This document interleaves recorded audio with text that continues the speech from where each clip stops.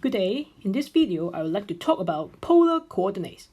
No, actually, I would like to talk about a story about a handsome guy, Teacher Aleek. This guy is too handsome so that there is a guy who is very jealous of him because of his handsomeness. This guy is called Ch7 and he would like to throw a stone at Teacher Aleek. So, how would he throw the stone? Previously, in order to describe the location of Teacher Aleek, we use coordinates. For example, if we say the coordinates of Teacher Eric is 4, 5, it means that Ch7 should walk to the right by 4 units and then walk up by 5 units. However, when Ch7 throws the stone at Teacher Eric, would the stone go to the right and then go up and then it hits Teacher Eric? I don't think so. The stone should go in a straight line like this. So, is there another way to describe the location of Teacher Eric? Yes, we can describe the distance between Ch7 and Teacher Eric. However, if we only talk about the distance, the stone may go in different directions using the same distance. So, in order to describe the location of Teacher Eric, he should not only know the distance, but also the direction. We may use an angle to describe the direction like this. We have to have a reference line. It is the starting point where the angle is measured. Okay, so to summarize, polar coordinates is another way to describe a location. It consists of distance and direction. Okay, so after we know the concept about polar coordinates, we will move on to some notation and definition. Okay, so this diagram is called the polar coordinate system. On this diagram, we can mark every point if we know the polar coordinates. First, there is a center here. The name of it is called pole, or usually we use O to represent it. And then there must be a starting line to measure the angle. Here, the starting line is just like the x-axis previously. We say that this is the polar axis.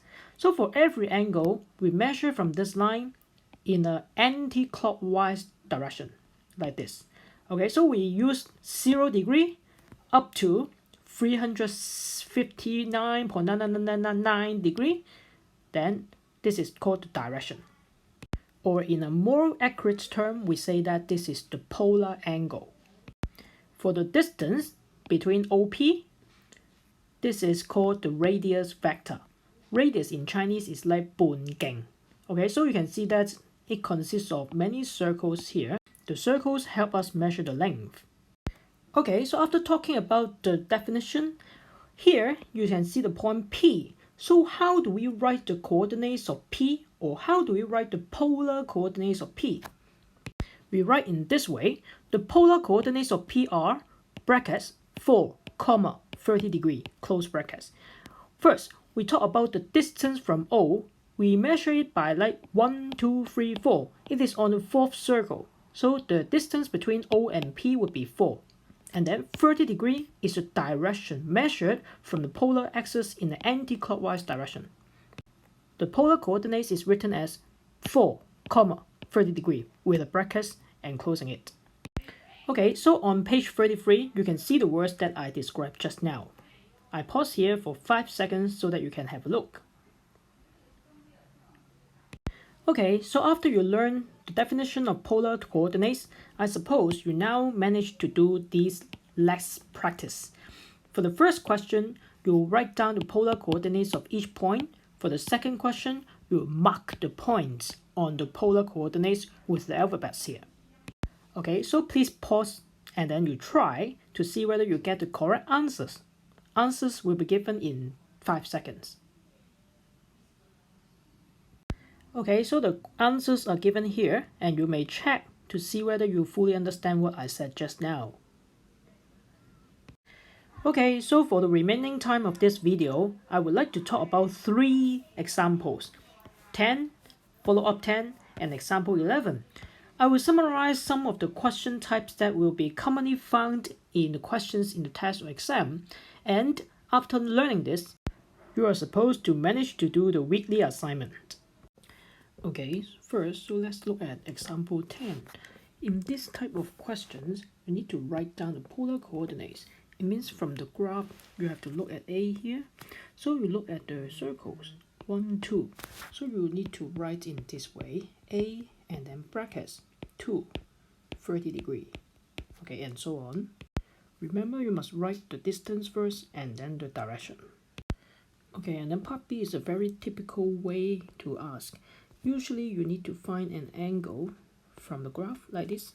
Okay, so we usually will look at the bigger number minus the smaller number, and then you will get this angle. So how do you present? You cannot just write the answer. You have to write the step for this type of question. First, you must write the title. You cannot just give the formula directly. And then you write the equal sign. So for every question, we start from here. Next, we have the bigger number minus the smaller number. Okay, but remember to check that whether this one is less than 180 or not. If it is, that's right.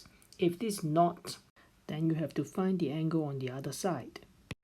Okay, now look at part C. It is also a very typical question.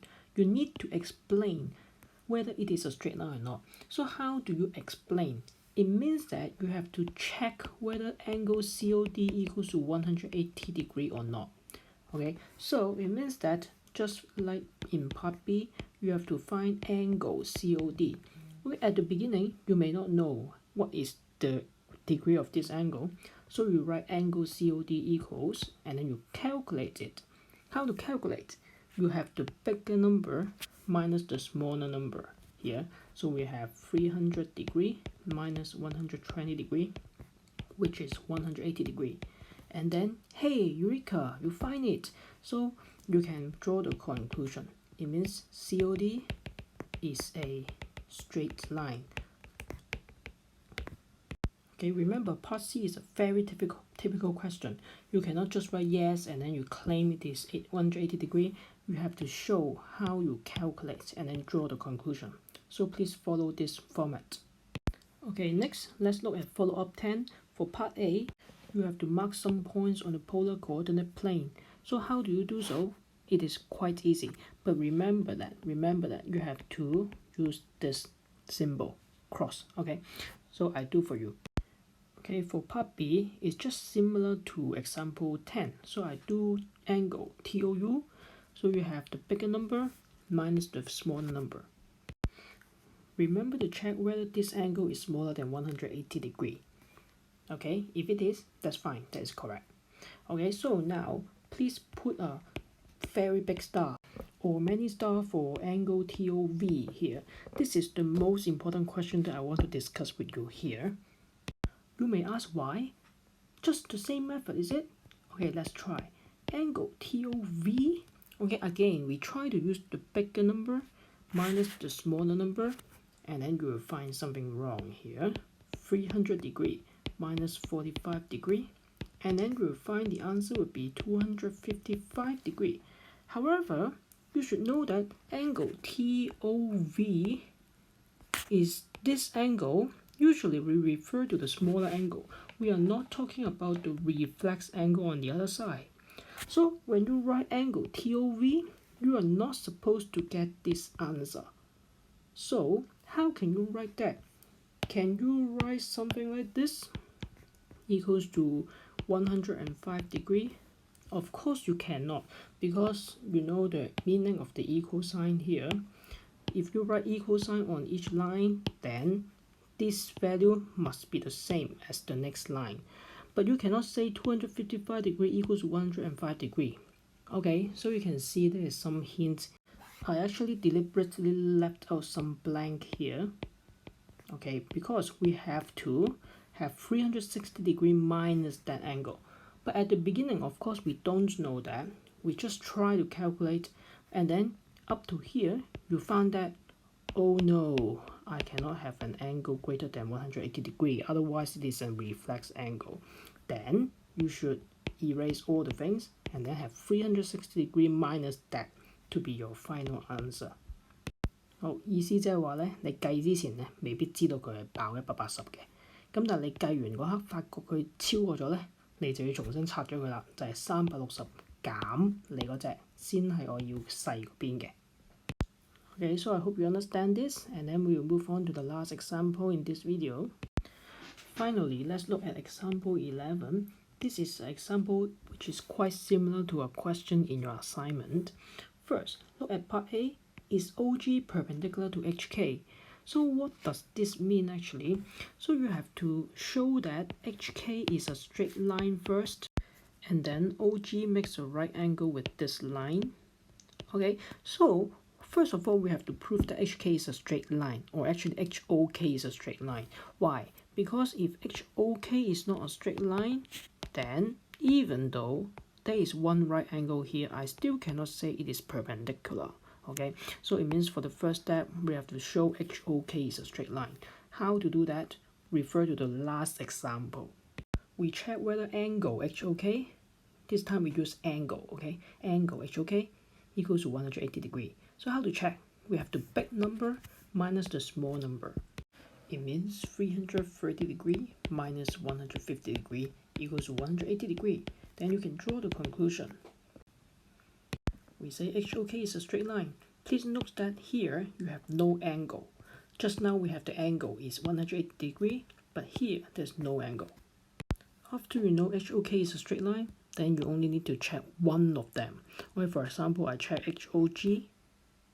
Then we can calculate that it is a right angle, 90 degrees. So we can draw the conclusion now by OG perpendicular to HK.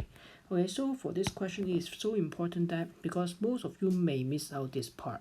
Okay, but remember, HOK must be a straight line so that you can only check that there is one right angle. Okay, now for part B, it asks you to find the length of HK. So first of all, you have to know that HOK is a straight line. If it looks like that, you cannot find out the length of HK easily. Okay, because it is a straight line proved in part A, then we can just add up the length. It means HO is 2, OK is 3, you add them up. So you have HK equals to 2 plus 3 equals to 5. You should write units here. And then you find the area of GHK. It means HK as the base, OG as the height. Then you can write down the area. Remember, you have to write the subject here. It means area of GHK. Don't miss out this line. Don't miss out the equal sign. And then we have 5 times OG. What is OG? It is 4 units. And then over 2. Then you have 10 squared units as the final answer. Okay, so that's all for this question. But you may ask, if you read the textbook, you may ask that, oh, I wrote so much more than the textbook. But really, you have to write that. So don't follow your textbook. Even in the real test, you have to follow my presentation here. Don't follow the textbook. Okay, so that's all for this video. Enjoy, and please do the assignment.